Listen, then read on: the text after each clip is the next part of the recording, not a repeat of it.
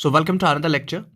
तो जैसा कि आपको पता ही है कि कल हमने स्टार्ट किया है मॉलिक्यूलर बेसिस ऑफ इनहेरिटेंस। तो उसका कल का टॉपिक था रेप्लिकेशन, जिसमें हमने कल पढ़ा कि उसकी रीडिंग लगा दी हमने कि कैसे semi conservative nature DNA show करता है। ठीक है, तो semi conservative nature of DNA हमने कल पढ़ लिया और उसका एक्सपेरिमेंटल प्रूफ जो था मैसेल एंड स्टाल ने जो प्रोवाइड किया था इन इकोलाई, वो भी हमने कवर कर दिया। तो आज हम पढ़ने जा रहे हैं जो ये बेसिक रेप्लिकेशन का प्रोसेस है, वो पढ़ने वाले हैं कि रेप्लिकेशन का प्रोसेस कैसे होगा और इसमें कौन से एंजाइम्स यूज हो जाते हैं। तो उसी टॉपिक का नाम है the machinery and the enzymes in living cells. कहता है कि जो लिविंग सेल्स होते हैं जैसे कि इकोलाई, ठीक है, इकोलाई एक बैक्टीरिया है, ठीक है, और ये एक लिविंग सेल है। The process of replication requires a set of catalysts. तो रेप्लिकेशन प्रोसेस के लिए सेट ऑफ एंजाइम्स, ठीक है, सेट ऑफ कैटलिस्ट्स या सेट ऑफ एंजाइम्स, क्योंकि हम लिविंग ऑर्गेनिज्म में कौन से कैटलिस्ट्स यूज करते हैं? Bio catalysts. उन बायो कैटलिस्ट्स का नाम है एंजाइम्स। तो रेप्लिकेशन प्रोसेस के लिए बहुत ही ज़्यादा एंजाइम्स यूज हो जाते हैं। एक सेट ऑफ एंजाइम्स यूज हो जाता है, एक particular set of enzyme. The main enzyme is referred to as DNA dependent DNA polymerase. तो इन सेट ऑफ एंजाइम्स में से सबसे इंपॉर्टेंट जो मेन एंजाइम है वो है डीएनए डिपेंडेंट डीएनए पॉलीमरेज। ठीक है, डीएनए डिपेंडेंट डीएनए पॉलीमरेज तो खुद कह रहा है कि मैं डीएनए पर डिपेंडेंट हूं, बट मैं क्या कर रहा हूं? डीएनए पॉलीमराइजेशन, ठीक है, मैं इलोंगेशन कर रहा हूं। Since it uses as a DNA template, कहता है कि मैं यूज किसको करता हूं? ये डीएनए डिपेंडेंट डीएनए पॉलीमरेज किसको यूज करता है? ये सोरस को यूज करता है। सोरस मीन्स ये डीएनए को ही यूज करेगा as a template. Template means source. तो ये डीएनए के स्ट्रैंड को एज सोरस लेगा। टू किसके लिए लेगा? To catalyse the polymerisation of deoxynucleotides. नया स्ट्रैंड बनाने के लिए ये किनकी पॉलीमराइजेशन करेगा? Deoxy ribonucleotides. तो डीऑक्सीराइबोन्यूक्लियोटाइड्स जब मिलेंगे, क्योंकि न्यूक्लियोटाइड्स होते हैं building blocks of nucleic acids, और यहाँ पर किसकी सिंथेसिस होने वाली है? नए डीएनए स्ट्रैंड की सिंथेसिस होने वाली। और एक स्ट्रैंड किसका बना होता है? वो बना होता है न्यूक्लियोटाइड्स का, पॉलीन्यूक्लियोटाइड्स का, बहुत सारे न्यूक्लियोटाइड्स का वो बना होता है। और यहाँ पर डीएनए की सिंथेसिस हो रही है, तो डीएनए में कौन सा न्यूक्लियोटाइड होता है? डीऑक्सीराइबोन्यूक्लियोटाइड। तो उनको जोड़ने का काम कौन करेगा? उनको जोड़ने का काम डीएनए डिपेंडेंट डीएनए पॉलीमरेज करेगा। कैसे? ये किसको सोर्स लेगा? ये पैरेंटल डीएनए को, ये पैरेंटल स्ट्रैंड को एज अ टेम्पलेट लेगा, उसको सोर्स लेगा और क्या करेगा? कैटलाइज करेगा। कैटलाइज मीन्स इंक्रीज करेगा। क्या करेगा? Increase polymerization of deoxyribonucleotides. तो डीऑक्सीन्यूक्लियोटाइड्स को ये क्या करेगा? पॉलीमराइजेशन, उनको आपस में जोड़ेगा। These enzymes are highly efficient enzymes। ये जो enzymes होते हैं डीएनए डिपेंडेंट डीएनए पॉलीमरेसिस, ये बहुत ही ज़्यादा efficient enzymes होते हैं as they have to catalyze polymerization, क्योंकि इनको कैटलाइज करना पड़ता है, इनको इंक्रीज करना पड़ता है। कैटलाइज मीन्स स्पीड अप करना पड़ता है। किनकी स्पीड अप करना पड़ता है इनको? पॉलीमराइजेशन मीन्स जोड़ना पड़ता है। किनको जोड़ना पड़ता है? Large number of nucleotides in a very short time. तो बहुत ही कम टाइम में इनको बहुत ज़्यादा न्यूक्लियोटाइड्स को आपस में जोड़ना पड़ता है, इसीलिए ये एंजाइम्स बहुत ही ज़्यादा एफिशिएंट होते हैं। ठीक है, of large number of nucleotides in a very short time. तो बहुत कम टाइम में ये क्या करते हैं? बहुत कम टाइम में ये ज़्यादा न्यूक्लियोटाइड्स को क्या करते हैं? जोड़ने का काम कर देते हैं। इकोलाई, उसके बाद क्या लिखा है? E coli that has only 4.6 into 10 raise power 6 base pairs. ये इंपॉर्टेंट पॉइंट है और ये हमारा नीट का क्वेश्चन बन जाता है कि इकोलाई में कितने हैं? 4.6 into 10 raise power 6 base pairs, क्योंकि हमें इस पर न्यूमेरिकल्स आ जाते हैं। तो इकोलाई में कितना ये है, कितने बेस पेयर्स हैं? 4.6 into 10 raise power 6 base pairs. Compare it with human whose diploid content. देखो खुद कहा है इसने डिप्लॉयड कंटेंट कितना है हमारा, तो डिप्लॉयड कंटेंट हमारा है 6.6 इंटू 10 रेज पावर 9। तो हमारा हैप्लॉयड कंटेंट कितना होगा? 3.3 इंटू 10 रेज पावर 9। तो हमारा हैप्लॉइड कंटेंट है, ह्यूमंस का हैप्लॉइड कंटेंट है 3.3 × 10⁻⁹ और इनका डिप्लॉयड कंटेंट ह्यूमंस में कितना है 6.6 × 10⁻⁹ और ये जो इक्वल है इनका ही ये डिप्लॉयड कंटेंट है। डिप्लॉयड कंटेंट इनका कितना है बेस पेयर्स, इतने कितने होते हैं nucleotide base pairs 4.6 × 10⁻6 base pairs. ठीक है, complete is the process of replication with in 38 minutes. देखो 38 मिनट्स में कौन रेप्लिकेशन प्रोसेस कंप्लीट कर रहा है, इक्वलाई के पास 4.6 × 10⁻6 बेस पेयर्स होते हैं और ये कंप्लीट करता है कब, ये कंप्लीट करता है process of replication with in 38 minutes. तो 38 मिनट्स में किस में रेप्लिकेशन कंप्लीट होती है, replication gets completed within 38 minutes in E coli. कितने बेस पेयर्स है 4.6 × 10⁻6 base pairs. This means that the average rate of polymerization has to be approximately 2000 base pairs per second. ये भी हमारा नीट का question बन जाता है कि एवरेज रेट ऑफ पॉलीमराइजेशन इक्वलाई में कितनी है, इक्वलाई में एवरेज रेट ऑफ पॉलीमराइजेशन कितनी है पर सेकेंड। तो per second average rate of polymerisation per second कितनी है इक्वलाई में 2000 nucleotide base pairs are polymerised per second. तो how efficient are DNA dependent DNA polymerases. तो यहां पर हमें पता चलता है कि डीएनए डिपेंडेंट डीएनए पॉलीमरेसिस कितने एफिशिएंट होते हैं, 2000 बेस पेयर्स को पर सेकंड जोड़ने का काम करते हैं ये। तो ये होती है एवरेज रेट ऑफ पॉलीमराइजेशन किन में इक्वल में 2000 base pairs per second. Not only these polymerases have to be fast, जो पॉलीमरेज एंजाइम्स होते हैं इनको खाली इतना ही नहीं होना चाहिए कि ये फास्ट होने चाहिए, but they also have to catalyse the reaction with high degree of accuracy. यही तो इनमें स्पेशलिटी है। देखो एक तो ये बहुत ज़्यादा फास्ट है, 2000 बेस पेयर्स पर सेकेंड की रेट से पॉलीमराइजेशन करते हैं just like as in E coli, और with high degree of accuracy, मतलब 99% एक्यूरेसी के साथ ये लेके चलते हैं कि कहीं पर गड़बड़ नहीं होनी चाहिए। ठीक है, any mistake during the replication, कहता है कि कोई भी अगर मिस्टेक हो गई, गलती हो गई ड्यूरिंग द रेप्लिकेशन, पॉलीमराइजेशन में जोड़ने में कोई गलती हो गई, वुड रिजल्ट इनटू म्यूटेशंस। तो वहीं पर क्या हो जाते हैं, म्यूटेशंस हो जाते हैं। तो म्यूटेशंस का कारण क्या होता है, म्यूटेशंस का कारण होता है कि if the replication is not properly done. देखो ये भी क्वेश्चन बन जाता है आराम से, रेप्लिकेशन अगर अच्छी से नहीं हुई है then it will lead to the mutation. One of the cause of the mutation is the mistake in the DNA replication. तो if the DNA replication occurs improperly, अगर डीएनए रेप्लिकेशन ऑकर हो रही है improperly, that will lead to the mutations. Furthermore energetically the replication is very expensive. और देखो ये भी assertion बन सकता है, energetically replication is very expensive process, that means it requires large amount of energy। इसमें बहुत ज़्यादा एनर्जी हमें यूज होती है। deoxyribonucleoside ट्राइफॉस्फेट सर्व ड्यूअल पर्पज। जो deoxyribonucleoside ट्राइफॉस्फेट्स है, DNTPs, जिनको हम DNTPs कहते हैं, deoxyribonucleoside ट्राइफॉस्फेट्स, जिनको हम DNTPs कहते हैं, deoxyribonucleotide ट्राइफॉस्फेट्स, सर्व डिवेल पर्पस। इनका डिवेल पर्पस होता है। क्या डिवेल पर्पस इनका होता है, in addition to acting as a substrate. एक तो ये सबस्ट्रेट एक्ट करते हैं, ठीक है, deoxyribonucleotides, हाँ, उनके बनने के लिए ये सबस्ट्रेट एक्ट करते हैं। They provide energy for the polymerization, और ये एनर्जी किसके लिए यूज मतलब प्रोवाइड करते हैं, फॉर द पॉलीमराइजेशन रिएक्शन। तो जो ये नया सिंथेसिस डीएनए की हो रही है, नए स्ट्रैंड की सिंथेसिस हो रही है, उसके लिए हमें सबस्ट्रेट कौन है, deoxyribonucleoside ट्राइफॉस्फेट्स, ठीक है, DNTPs। मतलब जैसे कि एडेनिन ट्राइफॉस्फेट होता है, एडेनिन ट्राइफॉस्फेट होता है, उसी तरीके से deoxynucleoside ट्राइफॉस्फेट होता है। तो just like as it acts as ATP, ठीक है। तो ये एनर्जी प्रोवाइड करता है फॉर द पॉलीमराइजेशन रिएक्शन।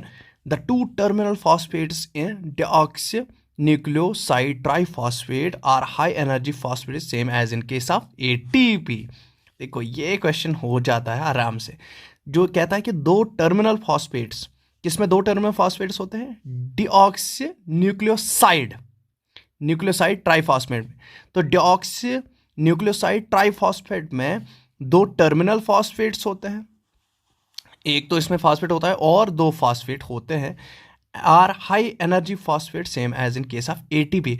जिस तरीके से ATP में वो दो फॉस्फेट्स मतलब 3 फॉस्फेट्स होते हैं, तो टर्मिनल 2 होते हैं। उसी तरीके से इसके 2 टर्मिनल फॉस्फेट्स सेम, उनकी एनर्जी लेवल सेम होती है as in case of ATP. बड़ा अच्छा क्वेश्चन बन रहा है यहाँ पर, ठीक है, कि एटीपी का काम रेप्लिकेशन के दौरान कौन प्रोवाइड करता है? तो that is provided by the deoxyribonucleoside triphosphates, ठीक है। In addition to the DNA dependent DNA polymerases, क्या था कि इसके अलावा डीएनए डिपेंडेंट डीएनए पॉलीमरेसिस के अलावा many additional enzymes are required to complete the process of replication. बहुत सारे एंजाइम्स इसके बगैर भी लग जाते हैं किसमें? कंप्लीट करने में। किसकी कंप्लीट करने में? प्रोसेस ऑफ रेप्लिकेशन को कंप्लीट करने में, with high degree of accuracy, बहुत ज़्यादा एक्यूरेसी के पास, ठीक है। दैट मीन्स 99% एक्यूरेसी के साथ रेप्लिकेशन प्रोसेस को कंप्लीट करने के लिए डीएनए डिपेंडेंट डीएनए पॉलीमरेसिस के अलावा बहुत सारे एंजाइम्स यूज हो जाते हैं। फॉर लॉन्ग डीएनए मॉलिक्यूल्स, जो बड़े बड़े डीएनए मॉलिक्यूल्स होते हैं, since the 2 strands of the DNA can not be separated in it is entire length, कहता है कि बड़े बड़े लॉन्ग डीएनए स्ट्रैंड्स के लिए एक हो जाती है, मतलब प्रॉब्लम हो जाती है कि उन डीएनए स्ट्रैंड्स को हम एंटायरली सेपरेट नहीं कर सकते। एंटायरली मीन्स पूरी तरीके से उनको सेपरेट, अगर ये इतना बड़ा स्ट्रैंड है तो हम इसको आधा क्या कर सकते हैं, आधे आधे हिस्से में क्या कर सकते हैं, सेपरेशन कर सकते हैं। पूरे एंटायर लेंथ में इसकी सेपरेशन नहीं हो सकती है due to very high energy requirement, क्योंकि एक साथ ही पूरे डीएनए स्ट्रैंड के, अगर ये डीएनए स्ट्रैंड मतलब इतना बड़ा है तो इन डीएनए स्ट्रैंड्स की रेप्लिकेशन एक साथ होना क्या है, पॉसिबल नहीं है, क्योंकि इसके लिए बहुत ज़्यादा एनर्जी हमें चाहिए। क्योंकि हमने अभी पढ़ा it is a very highly this energy consuming process, ये बहुत ही ज़्यादा energetically replication is a very expensive process,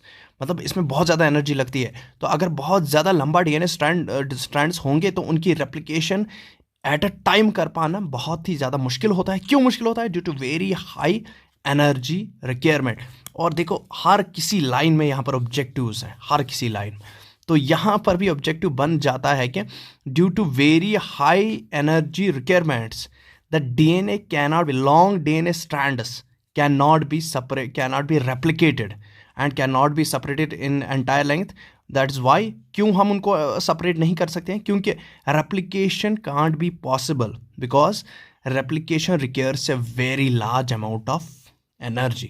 the replication occurs within a small opening of DNA, कहता है कि जो रेप्लिकेशन स्टार्ट जो होती है वो स्मॉल अमाउंट किसी या स्मॉल ओपनिंग डीएनए में हो जाती है, और वहीं पर डबल हेलिकस डीएनए में थोड़ी सी मतलब एक शॉर्ट स्ट्रेच मतलब ओपन हो जाता है, और वहीं पर स्टार्ट हो जाती है क्या, DNA replication referred as the replication fork. देखो हमने देखा है कि replication fork Y shaped structure, हमने पहले देखा कि ये क्या होता है, एक डबल डीएनए स्ट्रैंड होता है। ऐसे एक डबल डीएनए स्ट्रैंड को हम क्या करते हैं, पहले अगर छोटा ही है ये तो हम इसको क्या कहते हैं, हम इसको हेलिकेस एंजाइम्स डालते हैं। हेलिकेस एंजाइम्स क्या करते हैं, इसको सेपरेट स्ट्रैंड्स में कन्वर्ट करते हैं। तो जब ये सेपरेट स्ट्रैंड्स में कन्वर्ट हो गया with the help of helicase enzymes, उसके बाद क्या हो जाता है, उसके बाद हम क्या करते हैं, उसके बाद यहाँ पर रेप्लिकेशन बबल बनता है। पहले ऐसे इन स्ट्रैंड्स में क्या बनता है, पहले हम टोपो आइसोमेरेसिस यूज़ करते हैं क्योंकि इनको टेंशन जो होता है इनमें उसको रिलीव करने के लिए। तो यहाँ मैं बोलूँगा, देखो तो जब हमारे पास क्या होता है, फॉर एग्जांपल हमारे पास है डबल स्ट्रैंडेड डीएनए, ठीक, ये हमारे पास है डबल स्ट्रैंडेड डीएनए। अब इसको हमें खोलना है, इसकी रेप्लिकेशन करनी है, तो कौन से एंजाइम्स हम यूज़ करेंगे, हेलिकेस। अभी हमने पढ़ा कि डीएनए पॉलीमरेज के अलावा बहुत सारे एंजाइम्स यूज़ हो जाते हैं कंप्लीट प्रोसेस ऑफ रेप्लिकेशन करने के लिए। तो हेलिकेसिस क्या करेगा, अनवाइंडिंग करेगा ये, और ये 2 स्ट्रैंड्स में कन्वर्ट हो जाएगा। तो ये डबल स्ट्रैंडेड डीएनए किस में कन्वर्ट हो गया, इनटू सिंगल स्ट्रैंडेड डीएनएज में। अब इनमें बहुत ज़्यादा अभी कॉइलिंग का टेंशन होता है क्योंकि ये अभी भी हेलिकली कॉइल्ड अप ही है। तो हम कॉइलिंग टेंशन को कम करने के लिए कौन से एंजाइम्स यूज़ करते हैं, टोपो आइसोमेरेसिस। तो हमने टोपो आइसोमेरेसिस का यूज़ किया किसके लिए, टू रिलीव द टेंशन को दूर भगाने के लिए। जो इनमें कॉइलिंग का टेंशन है, जो इनमें सिट्रस है कॉइलिंग का, टू रिलीव कॉइलिंग टेंशन। तो कॉइलिंग टेंशन को दूर करने के लिए हमने कौन से यूज़ किए, टोपो आइसोमेरेसिस। उसके बाद हम क्या कर रहे हैं, उसके बाद यहाँ पर देखो क्या हो रहा है, यहाँ पर रेप्लिकेशन बबल बन रहा है। बीच में क्या बन रहा है, रेप्लिकेशन बबल। ये 5 प्राइमर टू 3 प्राइमर स्ट्रैंड, और यहाँ पर भी इसमें भी रेप्लिकेशन बबल बन रहा है, ठीक है। तो जो ही रेप्लिकेशन बबल बनता है, इसके बाद क्या हो जाता है, इसके बाद ही रेप्लिकेशन फ्रॉग बन जाती है। तो जो ही रेप्लिकेशन फ्रॉग बन जाएगी उसी टाइम फिर क्या हो जाएगी, प्रोसेस ऑफ रेप्लिकेशन स्टार्ट हो जाएगी। तो देखो क्यों बनती है ये, क्योंकि ये जो ब्रेक होता है रेप्लिकेशन बबल, क्या होता है, ब्रेकेज ऑफ रेप्लिकेशन बबल। तो रेप्लिकेशन बबल जब ब्रेक होता है तो क्या हो जाता है, it will lead to fork like structure. तो यहां पर फ्रॉग फॉर्मेशन हो जाती है, फ्रॉग लाइक स्ट्रक्चर बन जाता है। ठीक है, फ्रॉग लाइक स्ट्रक्चर, इसको हम कहते हैं रेप्लिकेशन फ्रॉग, रेप्लिकेशन फ्रॉग। तो रेप्लिकेशन फ्रॉग बन गए, कैसे बन गया, because of the breakage of the replication bubble and Y shaped structure बन गया, this Y shaped structure is known as replication fork. अब देखो, अब इसके बाद तो small opening of DNA helix referred as replication fork. तो जो ही रेप्लिकेशन फ्रॉग बन गई, the DNA dependent DNA polymerase catalyse the polymerization only in one direction. ये क्वेश्चन है, ये क्वेश्चन है। तो हमें याद रखना है कि डीएनए डिपेंडेंट डीएनए पॉलीमरेज खाली पॉलीमराइजेशन करेगा लेकिन ओनली इन वन डायरेक्शन। तो DNA dependent DNA polymerase it will catalyse the polymerization reaction but only in one direction. और वो डायरेक्शन कौन है, वो डायरेक्शन भी हमें याद रखनी है। It will catalyse the polymerization reaction in 5 to 3 primer direction. तो खाली 5 to 3 प्राइमर डायरेक्शन में ही ये पॉलीमराइजेशन करेगा, दैट मीन्स नए स्ट्रैंड को बनाएगा, बट किस डायरेक्शन में, 5 to 3 प्राइमर डायरेक्शन में ही बनाएगा, पॉलीमराइजेशन उसी डायरेक्शन में करेगा। तो ये इसका क्वेश्चन बन जाता है कि डीएनए डिपेंडेंट डीएनए पॉलीमरेज पर ये वाला क्वेश्चन सटीक से क्वेश्चन बन जाता है। This creates some additional complications at the replicating fork. इसकी वजह से, जैसा कि डीएनए डिपेंडेंट डीएनए पॉलीमरेज ने कहा कि मैं तो पॉलीमराइजेशन करूंगा, मैं तो नया डीएनए बनाऊंगा, लेकिन मैं नया डीएनए बनाऊंगा only in one direction and that direction is 5 primer to 3 primer direction. तो इसकी वजह से रेप्लिकेशन फ्रॉग पर कॉम्प्लिकेशंस आ जाती है। अब हम देखेंगे क्या complication. Constantly on one strand, इसी दौरान दूसरे मतलब एक और स्ट्रैंड जो होता है ऑन वन स्ट्रैंड, एक स्ट्रैंड पर क्या हो जाता है, the template with the polarity. एक जो टेम्पलेट है दैट मीन्स जो डीएनए स्ट्रैंड है, मतलब ये पैरेंटल स्ट्रैंड है, देखो ये पैरेंटल स्ट्रैंड है। तो पैरेंटल स्ट्रैंड में क्या है, 3 प्राइमर to 5 प्राइमर डायरेक्शन। ठीक है, 3 प्राइमर to 5 प्राइमर डायरेक्शन ये है। ठीक, ये है कौन सा, टेम्पलेट स्ट्रैंड। टेम्पलेट स्ट्रैंड्स में ये दोनों टेम्पलेट स्ट्रैंड से, अब देखो टेम्पलेट स्ट्रैंड में क्या हो जाएगा, कौन कंटिन्यूस हो जाएगा, कौन डिसकंटिन्यूस हो जाएगा, ये मसला है। ये है 5 to 3, 3 to 5 और 3 to 5, ये है 3 to 5 और वो है 5 to 3 प्राइम। अब देखो यहां पर क्या हो जाता है, तो यहां पर constantly one strand the template with the polarity 3 primer to 5 primer, the replication is continuous. तो जिसकी देखो जो पैरेंटल स्ट्रैंड जिसकी पोलैरिटी 3 प्राइमर to 5 प्राइमर है, तो वो क्या बन जाता है हमारा, कंटिन्यूस स्ट्रैंड। देखो 3 प्राइमर to 5 प्राइमर डायरेक्शन, ये खुद दिखा रहा है कि डायरेक्शन। तो देखो ये जो स्ट्रैंड है, इस स्ट्रैंड की डायरेक्शन क्या है, इस स्ट्रैंड की डायरेक्शन है 3 प्राइमर to 5 प्राइमर। ठीक है, इसकी क्या है, 3 प्राइमर to 5 प्राइमर डायरेक्शन है। और इस वाले स्ट्रैंड की क्या है, 5 प्राइमर to 3 प्राइमर है। ठीक है, इसकी क्या है, 5 प्राइमर to 3 प्राइमर है। तो इसकी डायरेक्शन और इसकी डायरेक्शन, मतलब ये क्या है, अपोजिट अप है। तो जिस स्ट्रैंड पर कौन सी डायरेक्शन है, 3 प्राइमर to 5 प्राइमर, तो उस पर क्या बनेगा, वो कंटिन्यूस स्ट्रैंड हमारा हो जाएगा। तो ये टेम्पलेट स्ट्रैंड क्या बन जाएगा, कंटिन्यूस स्ट्रैंड। क्यों, क्योंकि हमने अभी कहा कि जो डीएनए पॉलीमरेज है, डीएनए पॉलीमरेज क्या करेगा, वो खाली करेगा क्या, वो अपनी पॉलीमराइजेशन करेगा 5 प्राइमर to 3 प्राइमर डायरेक्शन में। तो 5 प्राइमर to 3 प्राइमर डायरेक्शन में तो पॉलीमराइजेशन करेगा, ठीक है, लेकिन बैठेगा वो कहां पर, वो बाइंड कहां पर होता है, वो 3 प्राइमर OH पर बाइंड हो जाएगा। ठीक है, तो 3 प्राइमर OH पर वो बाइंड हो जाएगा और किस डायरेक्शन में वो सिंथेसाइज करेगा, वो 5 प्राइमर to 3 प्राइमर डायरेक्शन में सिंथेसाइज करेगा। ठीक है, तो डीएनए पॉलीमरेज जो है वो बैठ जाएगा 3 प्राइमर पर, 3 प्राइमर OH, ठीक है, यहां पर बैठ जाएगा और सिंथेसाइज करेगा किसको, नए डीएनए स्ट्रैंड को सिंथेसाइज करेगा, लेकिन किस डायरेक्शन में, 5 to 3 प्राइमर डायरेक्शन में। तो ये न्यूक्लियोटाइड्स को क्या करेगा, ऐड ऑन करेगा, लेकिन किस में ऐड ऑन करेगा, 5 to 3 प्राइमर डायरेक्शन में। तो इस वाले स्ट्रैंड से बनेगा एक कंटिन्यूस स्ट्रैंड, इस पैरेंटल स्ट्रैंड से एक नया स्ट्रैंड बनेगा, लेकिन वो तो कंटिन्यूस स्ट्रैंड बनेगा, उसमें कोई दिक्कत ही नहीं आएगी, क्योंकि ये यहां पर बैठ गया, अब ये इसको मिल रहे हैं, कौन है इसको DNTPs मिल रहे हैं, तो ये क्या कर रहा है, ये डिऑक्सी न्यूक्लियोटाइड्स को ये क्या कर रहा है, आपस में ज्वाइन कर रहा है और एक लंबा सा स्ट्रैंड, कंटिन्यूस स्ट्रैंड सा बना रहा है 5 to 3 प्राइमर डायरेक्शन में। इतनी बात। लेकिन इस वाले की डायरेक्शन क्या है, इस वाले की डायरेक्शन है 5 to 3, इसकी डायरेक्शन है 5 to 3। लेकिन 5 to 3 that means DNA polymerase कहाँ पर बैठने वाला है, DNA पॉलीमरेज इसके अपोजिट में बैठने वाला है। तो DNA पॉलीमरेज जब अपोजिट में बैठने वाला है तो क्या करेगा, वो अपोजिट में बैठ के क्या करेगा, स्ट्रैंड को सिंथेसिस करेगा। तो इसीलिए यहां पर क्या हो रहा है, यहां पर क्या हो रहा है, डिसकंटिन्यूअस सिंथेसिस हो रहा है।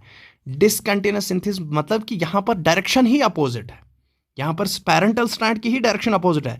तो पैरेंटल स्ट्रैंड की जो डायरेक्शन अपोजिट है, जिसके कारण क्या हो रहा है, जिसके कारण जो DNA पॉलीमरेज है ये लंबा DNA कंटिन्यूअस DNA स्ट्रैंड तो सिंथेसिस कर ही नहीं पाएगा। ये तो छोटे छोटे हिस्सों में DNA को क्या करेगा, ये तो छोटे छोटे हिस्सों में ही DNA को सिंथेसाइज करेगा। तो इसीलिए हम इसको कहते हैं डिसकंटिन्यूअस स्ट्रैंड। ठीक है, अब यहां पर देखो आप, while on the other the template with polarity 5 to 3 primer, लेकिन दूसरे पर क्या है 5 to 3 प्राइमर उसकी पोलैरिटी है। इट इज अ डिसकंटिन्यूअस, ये डिसकंटिन्यूअस स्ट्रैंड बन जाता है। The discontinuously synthesised fragments are later joined by the enzyme DNA ligases. अब देखो कहता है कि यहां पर जो DNA बनने वाला है वो तो बनेगा in the form of fragments, और इन फ्रेगमेंट्स को हम क्या कहते हैं, इन फ्रेगमेंट्स को हम ओकाज़ाकी फ्रेगमेंट्स कहते हैं। तो ओकाज़ाकी फ्रेगमेंट्स कौन हो गए, ये जो इस वाले स्ट्रैंड पर छोटे छोटे नए नए DNA सेगमेंट्स बन रहे हैं, नए नए DNA स्ट्रैंड तो बन रहा है बट डिसकंटिन्यूअसली बन रहा है, वो कंटिन्यूअस स्ट्रैंड नहीं बन रहा है, डिसकंटिन्यूअस स्ट्रैंड्स बन रहे हैं। तो इन डिसकंटिन्यूअस सेगमेंट्स को, नए DNA के डिसकंटिन्यूअस सेगमेंट्स को क्या कहेंगे, ओकाज़ाई सेगमेंट्स कहेंगे। और ये ओकाज़ाई सेगमेंट्स और ओकाज़ाई फ्रेगमेंट्स को बाद में कौन ज्वाइन करेगा, इनको आपस में ज्वाइन करेगा और कंप्लीट स्ट्रैंड कौन बनाएगा, DNA लाइगेज। तो लाइगेशन करने के लिए, ज्वाइनिंग ऑफ DNA फ्रेगमेंट्स या ज्वाइनिंग ऑफ द ओकाज़ाई फ्रेगमेंट्स करने के लिए कौन सा आएगा, DNA लाइगेज आएगा। फिगर 6.8 उसके बाद लिखा है the DNA polymerase on their own can not initiate the process of replication. कहता है कि DNA पॉलीमरेज में इतनी ताकत नहीं है कि वो खुद ब खुद रिएक्शन को कंटिन्यू करे, मतलब खुद ब खुद रिएक्शन को स्टार्ट करे। तो उसके लिए क्या चाहिए होता है, उसके लिए देखो क्या चाहिए होता है, can not initiate the process of replication, also the replication does not initiate randomly at any place. और दूसरी बात, एक बात है कि ये भी क्वेश्चन बन जाता है कि DNA polymerase on their own can start the is able to start the process of replication. Assertion में आ सकता है तो रॉन्ग। ठीक है, तो DNA polymerase on their own cannot initiate the process of replication. Also, replication does not initiate randomly at any place. देखो ये assertion बन सकता है, ये reason बन सकता है। assertion बन सकता है, तो assertion बन सकता है कि DNA polymerase on their own initiate the process of replication। मैंने cannot नहीं लगाया, मैंने initiate लगाया, तो wrong assertion। reason देंगे वो replication does not initiate randomly at any place। तो replication correct है, that means reason तो correct है, but रीजन ही खाली करेक्ट है, असर्शन तो गलत है, क्योंकि replication does not initiate randomly at any place. Replication कभी भी इनिशिएट नहीं हो सकती है किसी भी जगह पर, रैंडमली किसी भी जगह पर रेप्लिकेशन स्टार्ट नहीं हो सकती है। तो यहाँ पर क्या आ जाएगा, यहाँ पर सिंपली हमें देखो, ये क्वेश्चन मैंने कह दिया कि ये क्वेश्चन असर्शन और रीजन बन सकता है आराम से। तो आप यहाँ पर याद रखिए, DNA पॉलीमरेज में उतनी ताकत नहीं है कि ये प्रोसेस ऑफ रेप्लिकेशन स्टार्ट करे, और also the replication does not initiate randomly, और जो रेप्लिकेशन है ये रैंडमली कहीं पर नहीं हो सकती है, मतलब किसी भी जगह पर DNA स्ट्रैंड के किसी भी जगह पर रैंडमली रेप्लिकेशन स्टार्ट नहीं हो सकती है। There is a definite reason, कहता है कि एक डेफिनेट रीजन होता है जहां पर रेप्लिकेशन स्टार्ट होती है इन द इकोलाई DNA। तो इकोलाई की एग्जाम्पल है, तो कह रहा है कि एक डेफिनेट रीजन होता है जहां पर क्या हो जाता है, जहां पर रेप्लिकेशन स्टार्ट हो जाती है, किसमें, इकोलाई में। वायर द रेप्लिकेशन ऑरिजिनेट्स, जहां पर रेप्लिकेशन ऑरिजिनेट होती है, और उस पर्टिकुलर साइट को हम क्या कहते हैं, ऑरिजिन ऑफ रेप्लिकेशन साइट। तो दैट मीन्स DNA स्ट्रैंड पर कहीं पर क्या होता है, ऑरिजिन ऑफ रेप्लिकेशन साइट होती है, और उसी ऑरिजिन ऑफ रेप्लिकेशन साइट से रेप्लिकेशन स्टार्ट हो जाती है। ठीक है, because of the requirement of their origin of replication a piece of DNA। देखो अब हमें DNA पॉलीमरेज को एक्ट करने के लिए, स्टार्ट रिएक्शन को स्टार्ट करने के लिए पहले हमें क्या चाहिए, ऑरिजिन ऑफ रेप्लिकेशन साइट। और ऑरिजिन ऑफ रेप्लिकेशन साइट को ठीक है, requirement of the origin of replication site that piece of DNA if needed to be propagated during recombinant DNA polymerase. तो हमें चाहिए होता है एक छोटा सा डीएनए का सेगमेंट, ठीक है, एक छोटा सा piece of DNA if needed propagated during recombinant DNA polymerase requires a vector. तो इसीलिए हमें चाहिए होता है रिकम्बिनेंट डीएनए प्रोसीजर्स हम यूज करते हैं, रिक्वायर्स अ वेक्टर। तो वेक्टर को ऑरिजिन ऑफ रेप्लिकेशन की, वेक्टर को क्यों पड़ती है ऑरिजिन ऑफ रेप्लिकेशन की जरूरत?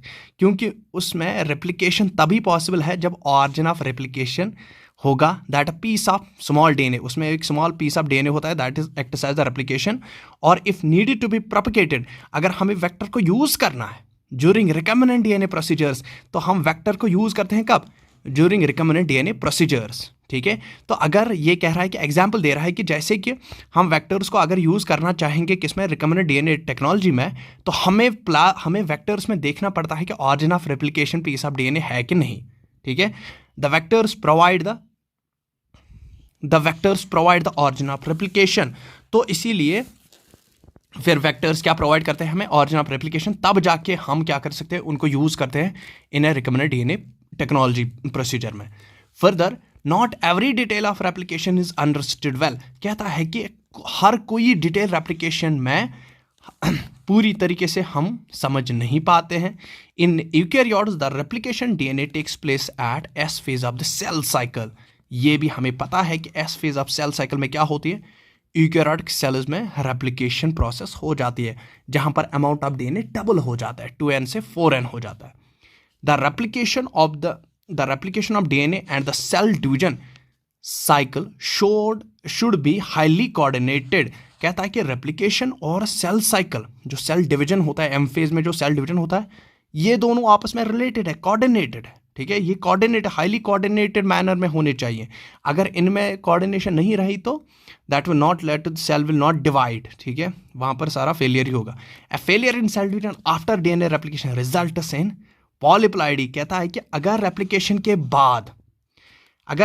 के बाद सेल डिवीजन फेल हो गया तो that will lead into the polyploidy chromosomal abnormally. कहते हैं कि ना, यूप्लाइडी हमने पढ़ा है, यूप्लाइडी मीन्स जिसमें पॉलीप्लाई होती है, जिसमें हैप्लॉइड क्रोमोसोमल सेट्स रिपीट होते हैं। तो अगर आफ्टर रेप्लिकेशन जो सेल डिवीजन है वो फेल हो गया, दैट विल लेड टू पॉलीप्लाइडी। ये भी क्वेश्चन बन जाता है, ठीक है, पॉलीप्लाइडी कब हो सकती है।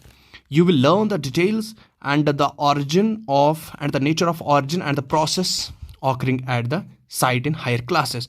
तो आपको पता चलेगा, आप आगे हायर क्लासेस में इसके प्रोसेसेस पढ़ोगे, ठीक है।